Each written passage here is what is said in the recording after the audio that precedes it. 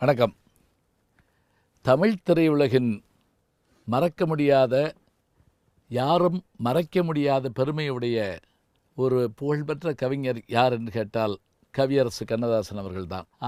எதுக்காக இப்படி சொல்கிறோம் அப்படின்னா, இப்படி ஒரு கவிஞர் இதற்கு முன்பும் இதற்கு பின்பும் இருந்திருப்பாரா என்ற மேடைகளில் பல பேர் பேசுகிறப்ப நமக்கே வியப்போடு அதை பார்க்க தோன்றுகிறது. மெட்ராஸுக்கு வந்து பல முறை தோத்துட்டு இனிமேல் நம்ம வாழ்க்கையில் என்ன செய்ய போகிறோம் அப்படின்னு ஸ்ரீரங்கத்துக்கு டிக்கெட் எடுத்து உட்கார்ந்துருந்த மாலி என்ற இயற்பெயர் கொண்ட வாலி ஒரு பாட்டை கேட்குறாரு. அந்த பாட்டு அப்படியே அவர் காதில் ஒலிக்குது. வாழ்க்கை என்றால் 1000 இருக்கும், வாசல் தோறும் வேதனை இருக்கும், வந்த துன்பம் எதுவென்றாலும் வாடி நின்றால் ஓடுவதில்லை, உனக்கும் கீழே உள்ளவர் கோடி, நினைத்து பார்த்து நிம்மதி நாடு, மயக்கமா கலக்கமா மனதிலே குழப்பமா, வாழ்க்கையில் நடுக்கமான அந்த பாட்டை கேட்டவுடனே அந்த டிக்கெட்டை கிழிச்செறிஞ்சு திரும்பி வந்து 5 தலைமுறைக்கு பாட்டு எழுதினார். அப்படியான பெருமையை கொண்ட கவிஞர் தான் நம்முடைய கவியரசு கண்ணதாசன் அவர்கள். சொந்த ஊர் சிறுகுடல்பட்டி. அவரை காரைக்குடிங்கிறாங்க, கண்ணதாசன் காரைக்குடி அப்படிங்கிறாங்க, எல்லாரும் சிறுகுடல்பட்டி. அதே போல் இவர் பிறந்த ஆண்டு 1927. சாத்தப்பன் விசாலாட்சி தம்பதியினர். இவர்களுக்கு 10 பிள்ளைகள். அதில் 8வது பிள்ளை இவர் தான். 8வது குழந்தை. 8வது வரைக்கும் தான் படித்தார். எப்படி கிருஷ்ண பரமாத்மா 8வது குழந்தையோ அதுபோல் இவர் தன்னை வந்து கண்ணதாசன் வச்சுக்கிறதுக்கு அது ஒரு காரணம். அடுத்ததாக ஒரு செய்தியை சொல்கிறதா இருந்தால், இவருக்கு இயற்பெயர் வீட்டில் வச்ச பேர் வந்து முத்தையா. இவர் வந்து சிகப்பு ஆட்சி என்கின்ற அவருடைய வீட்டுக்கு தத்து கொடுக்குறாங்க. அப்போ அவருக்கு வைத்த பேர் நாராயணன். ஆனால் இதெல்லாம் கூட தாண்டி அவர் மாடர்ன் தேட்டர்ஸுக்கு கதை எழுதுறதுக்கு தான் வர்றாரு, கதை சொல்கிறதுக்கு வர்றாரு. அப்போ பாட்டு எழுத தெரியுமான்னு கேட்குறாங்க. தெரியும். என்ன உன் பேருன்னு கேட்குறாங்க. சடார்னு அவர் சொன்ன ஒரு வார்த்தை என்ன, கண்ணதாசன் அப்படின்னாராம். எப்படி பாரதிக்கு தாசன் பாரதிதாசனோ, பாரதிதாசனுடைய தாசன் சுப்புரத்னதாசன் சுரதாவோ, அதுபோல் காளியின் தாசன் காளிதாசனோ, அதுபோல் கண்ணனுக்கு தாசன் கண்ணதாசன் தன் பேரை வச்சுக்கிட்டார். கண்ணியின் காதலிங்கிற ஒரு படத்தில் முதல் பாட்டு, கலங்கா திருமணமே உன் கனவெல்லாம் நனவாகும் ஒரு தினமே, இதுதான் அவருடைய முதல் பாட்டு. முதல் பாட்டே உற்சாகமான பாட்டாக ஆரம்பிக்குதுங்க. நிறைவு பாட்டு அது 1981. அவர் வந்து அமெரிக்காவுக்கு போகிறதுக்கு முன்னாடி இளையராஜா அவர்கள்ட்ட எழுதி கொடுத்துட்டு போன பாட்டு கண்ணே கலைமானே, 3ஆம் பிறை படத்தில் வரக்கூடிய பாட்டு. ஊமை என்றால் அதில் ஒரு அமைதி, ஏழை என்றால் அதில் ஒரு அமைதி. எவ்வளோ அழகான வார்த்தை பாருங்க. அப்போ இதை பற்றி சொல்கிற போது சேஸ்தாஸ் சொல்கிறாருங்க. இந்த பாட்டினுடைய அந்த வரிகளை சொல்கிறார். ஏனோ தெய்வம் சதி செய்தது, பேதை போலே விதி செய்ததுங்கிறார். இந்த பேதைங்கிறது என்னென்னா, பேதை பெதும்பை மங்கை மடந்தை அறிவை தெரிவை பேரிளம் என்கின்ற 7 வகையான பெண்களுக்குரிய வயதில் மங்கையானாலும் கூட பேதை போல் இருக்காளேங்கிற ஒரு சொல்ல அதில் போட்டு விட்டு போயிருப்பார். அப்படியே சரி.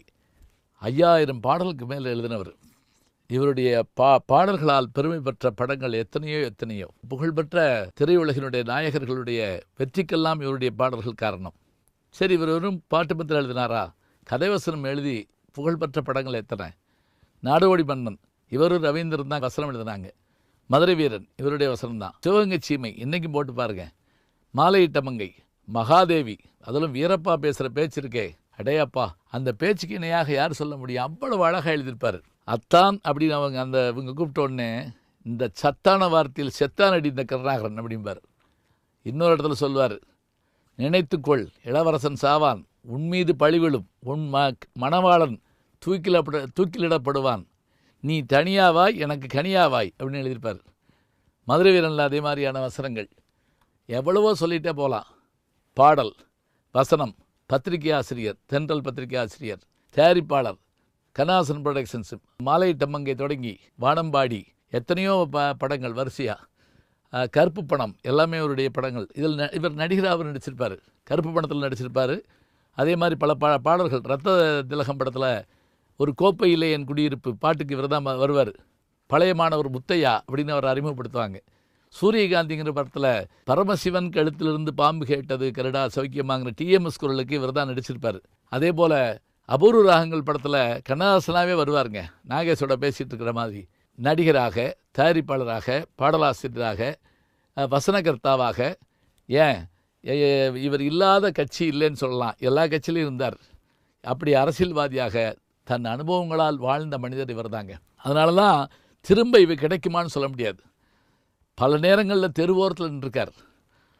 அதுவும் மனிதன் என்பவன் தெய்வமாகலாம், வாரி வாரி வழங்கும் போது வள்ளலாகலாம் பாட்டு கடற்கரையில் எடுக்கிறப்ப நிறைய கார்கள் அப்படி கிராஸ் பண்ணுற மாதிரி இருந்தால் நல்லா இருக்குமே அப்படின்னு கேட்டாராம். யார்? ஸ்ரீதர். சரி நம்ம காரை வர சொல்லுங்கள். 14 கார் இருந்திருக்குங்க அப்போ கண்ணதாசன்கிட்ட. அந்த கார் வந்துக்கிட்டே இருக்கும். நீங்கள் இந்த பாட்டில் பார்த்தீங்கன்னா தெரியும். ஜெமினி பாடிக்கிட்டே போவார். அந்த பாட்டப்போ நிறைய கார் கிராஸ் பண்ண அட்மாஸ்பியர் ஷாட்டில். அது பூரா இவருடைய கார் தானா. அது ஏன் தெரியுங்களா? அதே மணலில் தான் சாப்பாட்டுக்கு வழி இல்லாமல் நாளைக்கு என்ன செய்யறதுன்னு தெரியாமல் படுத்திருந்தது. அதுதான் எனக்கு ஒரு மகிழ்ச்சி. என்ன தெரியுங்களா? நான் ஆயுதம் செய்வோம்னு ஒரு படத்தில் நடிக்க போகிறப்ப சுந்தர் சி படம். அப்போ அதில் நீதிபதியாக உட்கார சொன்னாங்க. ஏவிஎம்மில் ஷூட்டிங். நான் அந்த போய் உட்காந்து நீதிபதியாக உட்காந்தேன். அங்கேருந்து ஒரு லைட் மேன், அவர் அவருக்கு வயசு ஒரு 90 வயசு இருக்கும், பெரிய வயசான அவர் என்கிட்ட ஐயா உங்கள் பேச்செல்லாம் கேட்டிருக்கேன், இப்போ நீங்கள் உட்கார்ற இடம் இருக்குல்ல, இது எந்த இடம் தெரியுங்களா? இங்கே தான் பராசக்தி கோர்ட் சீன் எடுத்த இடம். அது மட்டும் இல்லை, இப்போ நீங்கள் நீதிபதியாக உட்கார்றீங்களே, இந்த இடத்துல யார் உட்காந்துருந்தா தெரியுங்களா? அந்த இடத்துல கவியரசு கண்ணதாசன் உட்காந்துருந்தார். எதில் தெரியுமா? பராசக்தி படத்தில். நல்லா கவனிச்சுக்கங்க. பராசக்தியில் சிவாஜி கணேசன் அவர்கள் இந்த நீதிமன்றம் பல விசித்திரமான வழக்குகளை கண்டிருக்கிறது. இந்த வழக்கு விசித்திரமானதுமல்ல, வழக்காடு மன்ற மனிதனும் வசித்திரம் அப்படின்னு சொல்கிறார் இல்லையா? அப்போ நீதிபதியாக உட்கார்ந்துருக்கிறது நம்முடைய கவியரசு கண்ணதாசன் அவர்கள். எனக்கு ரொம்ப மகிழ்வாக இருந்தது.